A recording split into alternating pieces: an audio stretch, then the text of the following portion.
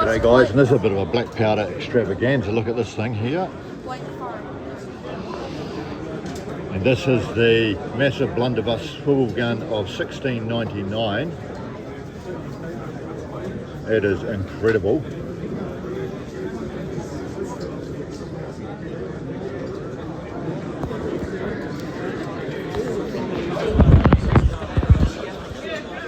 And what do we have here?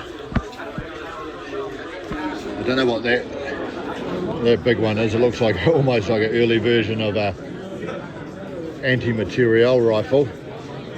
And then we have a Porter 9-shot lever action percussion rifle.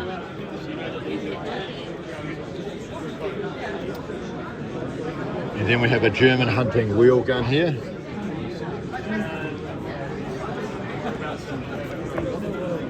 But I'll show you something really cool. This is my favourite.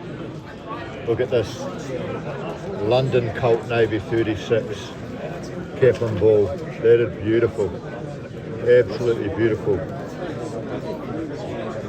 And over here we have a couple of other things. Yeah. Looks like another early version of a small mortar cannon. That's quite neat. And what's that? A sword pistol combo. Sword pistol combo? Yeah. I've got the coolest guns in the world. This is your collection too? Yeah. Oh, thank you. I hope you don't mind me taking a video. Oh, hell no. No, Lex is my name. Lex, pleased to meet you, Lex. And we put on a show of medieval weapons and cannons and mortars and howitzers and things like that. Right. And we charge $500 and we're in Hawke's Bay. Hawke's Bay, yeah. Yeah, just Lex in Hawke's Bay, you'll find me. Lex, excellent. Now, what is that one here, Lex? That one here is it's to shoot grave robbers back in the late 1700s. Shoot grave robbers? Yes. So it's painted black, so you can hide it in a cemetery. You have 3 wires off each, and the grave robber would come and to dig up grandma, and this would fire like this, and that'd be the last thing the grave robber saw because he'd been shot. So unbelievable. Yeah, it's quite a neat gun. And this is another one similar. Alarm gun or blunderbuss that fits in here, and anybody tripwire starts that one, and away it goes. Oh well. And I got to admit, I love the Navy Colt, or the Colt here. Navy Colt. Beautiful. Is that your sort of thing? Oh, that's my sort of thing, I think. Oh, that is a Colt peacemaker. Yeah. Anyway. Excuse me, Caps, look at the Colt peacemaker. Yeah, but these are.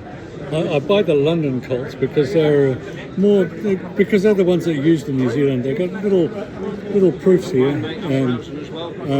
V for viewed and GP for general proof, and then they've got proofs on each of the cylinders. So that means that they're proofed. And if you look along closely at the top there, they've got address Colonel Colt London. Yeah. Were they used in New Zealand wars, were they? Yes, that's right. Yes. Oh well, amazing. Yeah, I've always had an interest in the Colts. They're beautiful. Yes. Oh, well, thank you, Lex. So I've got a YouTube channel, New Zealand Outdoor Blades and Bullets. So it's great to get this stuff here. Oh, my word, what is that? This is a Dragoon. Dragoon. Oh, the Colt Dragoon. Yeah. So you would have used it like this. Boom. And you would have had both hands here in front of this here, because as the flash comes out the side here, and bang, away it goes. And that's a Colt Dragoon. Oh, that's beautiful. Worth about a 28k or something like that. Oh. Because the stock is worth more than the gun. So that's a 14 grand gun, and that's a 14 grand stock. And do you happen to have the, by any chance, the Colts that were used by the Texas Rangers? What was that one called? That was one size bigger than this. Yeah. Yeah. That was even bigger than this. Is the ones used by the Texas Rangers were. This is a 4460, so that's 44 caliber. Yeah. And then 60 grains of powder here, but they were longer. They were 4470s, and they had a longer barrel even. So that's how they worked. Thank you. Oh, that's brilliant. Oh, you've got a beautiful collection, Les. Yeah. Thanks, I appreciate it. I'll I'll show you an interesting Colt down here with okay. a burst barrel. Yeah, okay, yeah, Quite great. nice and scary. So we've got Charlie here getting a bit of attention. Thanks. Here's an interesting Colt, Colt Navy with a burst barrel. So look at that, it's got a bullet peeping out the top there. And what's happened is they've had a squib. So one of these has not really fired properly and the bullets got stuck down the barrel. And then the next barrel come along and poof, hit that and exploded and tried to get out the top of the barrel. So that's quite a neat gun. Oh, that's quite something else, and I wouldn't want to have been holding that when it misfired. Oof. And if you don't mind me asking, what are these two big rifles down the end here? Which one? This one here is a wheel lock from about 1600. Yeah. And that's a huge wheel lock rifle. And then this is a smaller wheel lock hunting rifle. This is a very, very incredibly rare Porter gun. It's one of the world's first lever action guns. You click that, you use this, and it opens here. And to load it for a starter, it's got a radial magazine, and you put the powder in there, and then you punch it in like this. Yeah. But the fault with this one was that all the barrels could go off at once, or all the cylinders could go off at once, and you got one pointing it that way, but you got three pointing towards you, and so it was a very dangerous one, and also very finicky.